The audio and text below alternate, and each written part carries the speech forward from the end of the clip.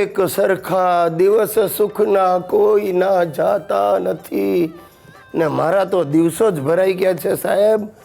આ મારો સાળો શંભુ ને મારી શાળાવેલી હંસા જળોની જેમ વળગ્યા છે.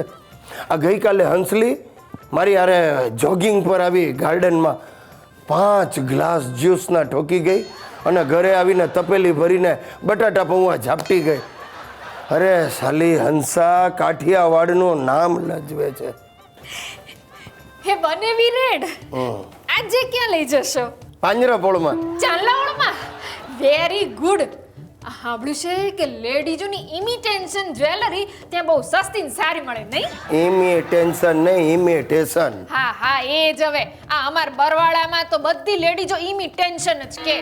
ભલે તમે કહો એ સાચું. નાચું? હાય હાય તમારી સામે નાચું?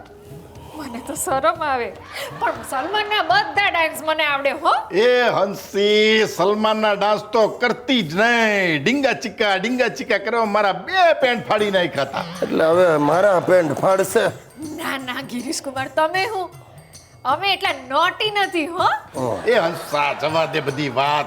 આજના પ્રોગ્રામની વાત કરને. પ્રોગ્રામ ટુડે ને એ ટુડે તો મંત્રી પ્લેસ જોવા જ જઈશું. મંત્રી પ્લેસ?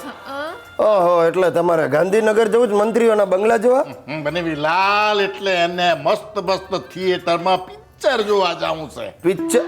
એટલે મલ્ટીપ્લેક્સમાં જવું? હા હા ઈ એ ત્યાં જઈને મોટા તબડકા ભરીને ધાણી ખાવી છે ને પવાલા ભરીને શરબત પીવા છે. બાપનો માલ શરબત પીવા. આ મલ્ટીપ્લેક્સની ટિકિટ કેટલાની આવે?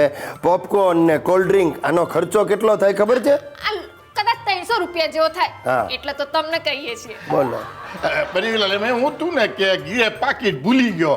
અહીંયા એમ તપાસ કરી તારે ખબર પડી કે લોચો મરાઈ ગયો. અરે લોચો તો બુનને પરણ્યો એટલે તારી બેનને પરણ્યો ને ત્યારથી મારો લોચો મરાઈ ગયો. ટૂંકમાં તમે જે કાંઈ કરશો એ બધું મારા હિસાબે ને જોખમે. ના બનેવીલાલ એવું નહીં. જે કાંઈ ખર્ચો થાય એટલે લખી દેવાનો. હા, હિસાબ કોડીનો.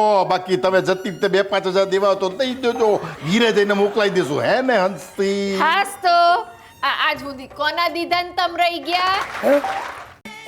ચાલ ગિરીશિયા, હું કથામાં જાઉં છું. તારા દાદા તો વહેલા ઉઠી અને પેલી લાઈનમાં ગોઠવાઈ ગયા. અરે બાપા, તમે ને દાદાએ જે આ ધાર્મિક લાઈન પકડી છે ને એમાં મારી કથા ઉઠી જશે. 15-20 ડોસલીઓને ભેગી કરીને ભજન સંધ્યા કરો છો, પછી 500 રૂપિયાના પ્રસાદ ખવડાવીને પાર્ટી કરો છો. અરે પણ હું ડોશીઓ અરે વાત કરું એમાં તારા પેટમાં હેનું તેલ રેડાઈશ? અને 500 રૂપિયા આપી અને આવા સત્સંગનો લાભ તો મળે છે? તગારાનો સત્સંગ? તમારો લે ભાગુ બાવો હિન્દી ફિલ્મના ગીતો ઉપર ભજનો ગાય ને ડોસલીઓ બધી આઈટમ નંબર કરે, અને સત્સંગ કહેવાય કે કુસંગ? અરે ચૂપ રે, અમારા સત્સંગમાં વચ્ચે તારે બોલવાની કોઈ જરૂર નથી. અરે તારા દાદા પણ સત્સંગમાં જઈને લાલ બુંદી જેવા થઈ ગયા. અરે પણ એ બુંદી ઘરે આવીને રાતના 2 વાગ્યા સુધી મારી પાસે પગ દબાવડાવે છે. અરે પણ ભગવાનનું નામ લેતા લેતા ઉપર જવા એમાં ખોટું શું છે? એવું થાય તો બહુ સારું, પણ એવું થતું નથી ને. એટલે તું ઈચ્છે છે કે અમે બંને જણા ઉકલી જઈએ, કેમ? પણ અમે અમારી શતાબ્દી ઉજવ્યા વગર અહીંથી ઉખડવાના નથી.